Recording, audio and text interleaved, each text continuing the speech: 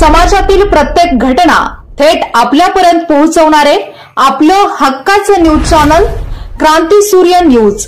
संपादक शशिकांत राजवंत।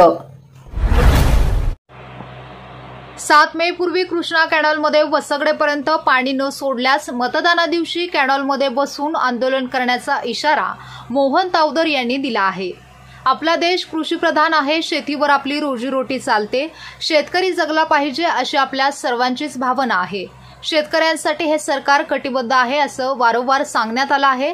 असं असताना वसगडापर्यंतच्या कॅनलला पाणी नाही, या कॅनलला दुधोंडीपर्यंत पाणी आहे, मग बाकीच्या शेतकऱ्यांना वाऱ्यावर सोडणार आहात का? आज सरासरी 40°C तापमान आहे, पिकं वाळत चालली आहेत। अशा वेळी आपण पाण्याची तजवीज करणार आहात की नाही याबाबत आपण ठोस आश्वासन द्यावे। 7 मे 2024 पर्यंत कृष्णा कॅनलच्या वसगडापर्यंत पाणी आले नाही तर मतदाना दिवशी कॅनलमध्ये उपोषणासाठी मी बसणार आहे याची नोंद घ्यावी। तत्पूर्वी आपण संबंधित अधिकाऱ्यांशी संपर्क साधावा आणि हा प्रश्न सोडवावा, शेतकऱ्यांना न्याय मिळावा ही अपेक्षा आहे, अशा आशयाचे निवेदन भिलवडी गावचे माजी उपसरपंच मोहन तावदर यांनी पाटबंधारे विभाग माळवाडी शाखा यांना दिले आहे।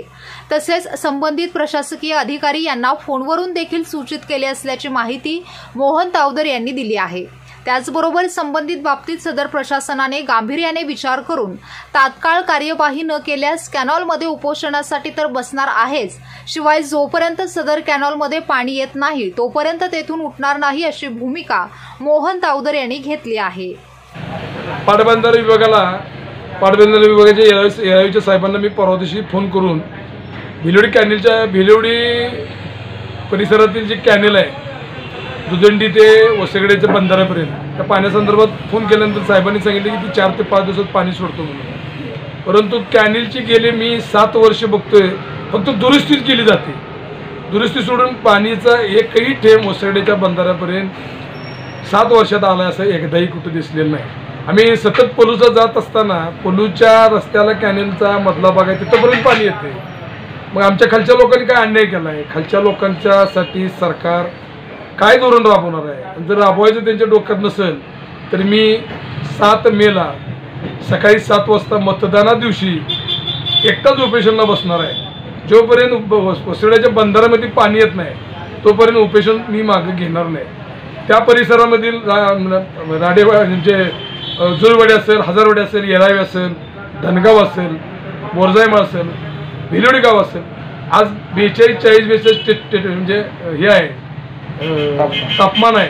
त्या तापमानमध्ये माणसं मरायला लागल्यात, जनावर मरायला लागल्यात, पण निदान कमीत कमी तर ते शेतीतला काही भाग उसाचा राहील या अपेक्षेने सरकारनं हे पाणी सोडावं। आमदार खासदार दोघांनी यात लक्ष घालून अधिकाऱ्यांना 2 दिवसात जर सूचना देऊन पाणी कॅनेलमध्ये जर ह्याच्यापर्यंत आलं नाही, वसगड्यापर्यंत जर आलं नाही तर मी कोणत्याही क्षणी उपोषणाला बसणार, कोणत्याही कारवाईला समोर जायची माझी मानसिकता मी तयार केली आहे। माझ्या संग येणारी भरपूर लोक वसगड्याची तयार आहेत, माळवाडी तयार आहेत, भिलवडी तयार आहेत, परंतु आचारसंहितेचा अधिकारी मला बडगा दाखवल्यात तर वैयक्तिक मी एकटा बसणार, यात कुठलाही दोमत नाही।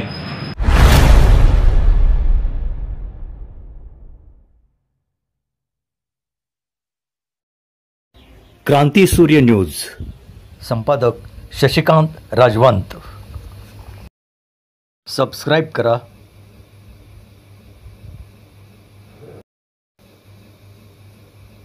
बेल आयकॉनला क्लिक करा आणि लाईक करायला विसरू नका।